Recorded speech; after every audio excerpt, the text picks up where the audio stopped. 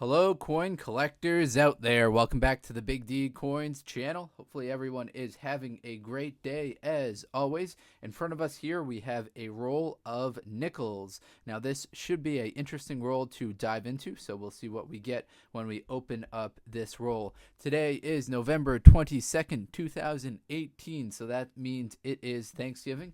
I'd like to say thank you to everyone who watches these videos, everyone who subscribes, and everyone on the YouTube coin collecting community. I'm very thankful for you and all the positive encouragement that I get from the group to kind of encourage me to make more videos. So let's open it up right here and see what we've got. So the first thing that we can notice about this roll is that it is a old roll. So we see Graham-Syracuse, New York right here. So that indicates that it's a older roll. The more modern rolls of coins, they don't have any specific bank name or any specific location on them. So that's a good sign. We also see these kind of tally marks down here at the bottom. This person was probably trying to build a set of 40 of this specific coin, whatever is in here. We also see some numbers right here. I'm not sure what these correlate to, but maybe that could be an interesting sign as well. And generally, you'll come across these customer wrapped rolls, or at least I do, at smaller banks and credit unions. The larger bank that I go to, TD Bank, here in Maine. So what they do when they get customer wrapped rolls is they send them away to like a coin roll group or whatever they do with their change, and then they get back machine wrapped rolls. So they don't directly take customer rolls and then give them to customers because they can't verify the exact change in them. But what smaller credit unions do, or smaller banks or credit unions do, is that they just take the customer wrap rolls, put them in their vault, and then the next person that comes in, they just give them those rolls. And if it's not an exact amount, it doesn't really matter to them. They don't experience the loss because they just take it from one customer and give it to another. All right, so that's how you can come across these customer wrapped rolls. You can also get them from family members, of course, who might have been building up a little set themselves. So let's open it up and see what's in here.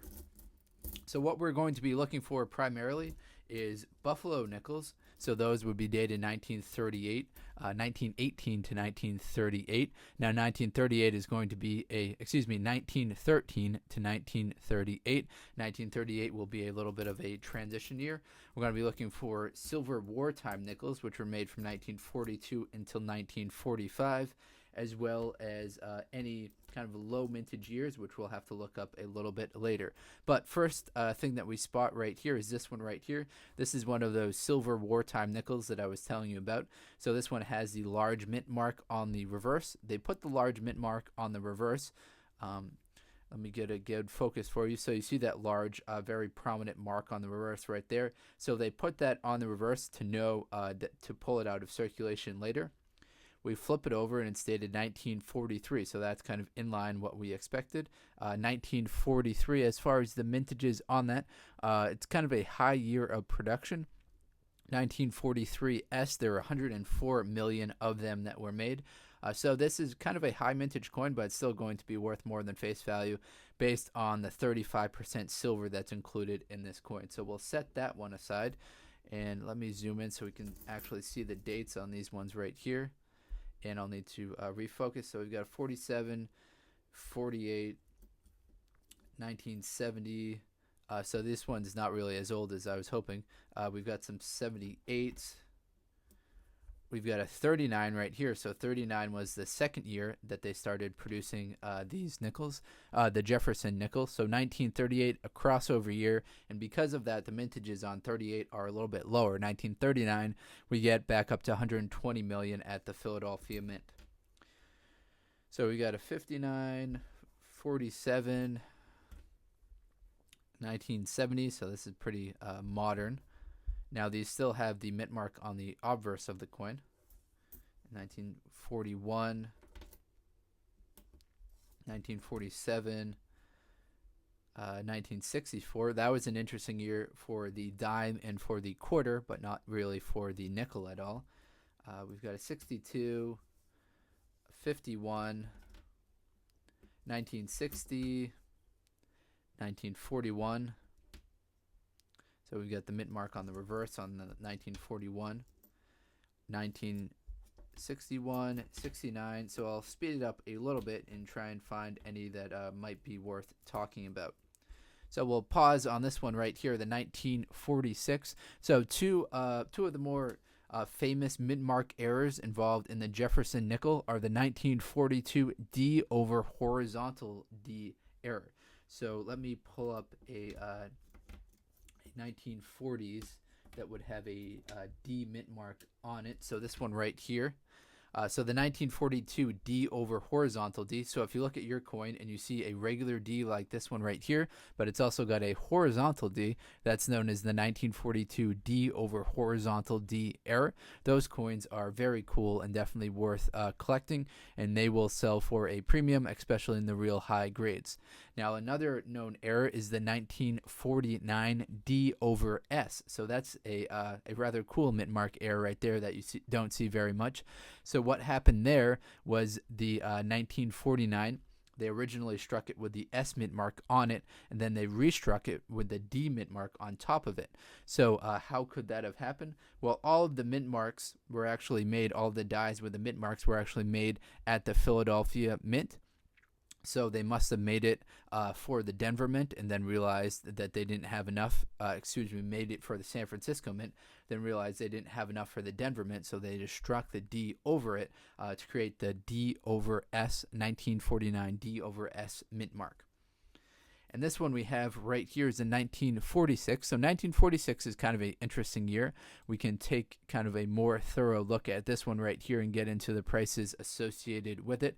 1946 was the year after World War II when they stopped using those silver 35% nickels, and they started back with the regular metal content for the coin. So the regular metal content for the coin is 75% copper, 25% nickel. And as far as the amount of coins that were produced for 1946, there are 161 million that were made without a mint mark on them, so those will be the Philadelphia Mint.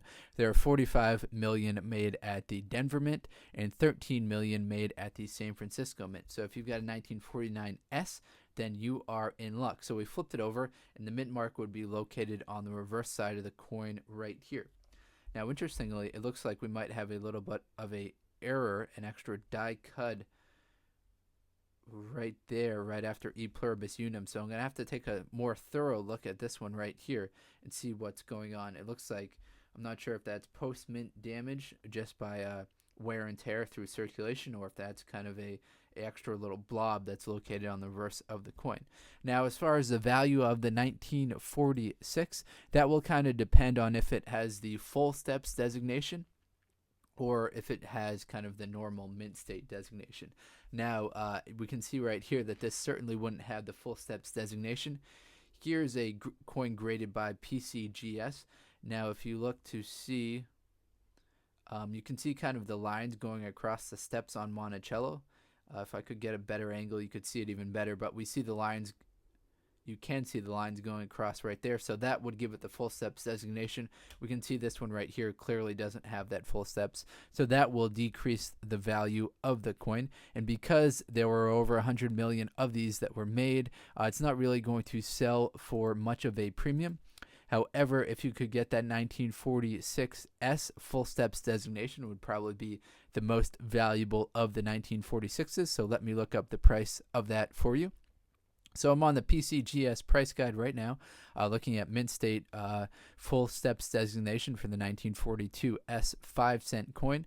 Now they have a rarity and survival estimate that 55,000 of these have survived at a mint state 65 or better. The highest one that PCGS has graded has been a mint state 67 with that full steps designation, and they've got a price guide on that of $8,250. Their most common that they've graded for the mint state full steps for 46 is mint state 65 with a price guide of $65.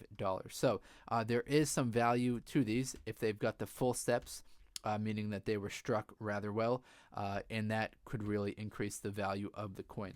Now I'm going to kind of keep looking through here. We got a nice look at the 1946. Now let's check out some of the other stuff. So we've got a 1976 right here. Nothing too special about these. That's a bicentennial year. However, they didn't do anything special for the nickels. A 62, a 38, so the first year that they were made, this one right here. So this one will have kind of low mintages to it, so I'll set that one aside. We've got another 64, a 69S, so I don't have too many San Francisco Mint ones, but this one's in rather good shape, 1969S.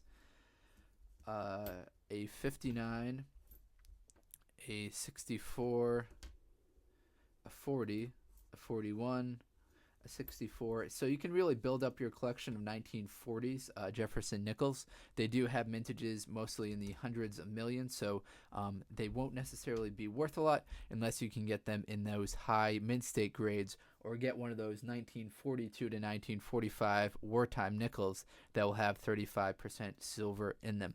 All right, everyone, hopefully you enjoyed today's video. If you are into coin collecting, please do check out some of the other videos on this channel. Thank you very much, and best of luck coin collecting out there, everyone. Enjoy!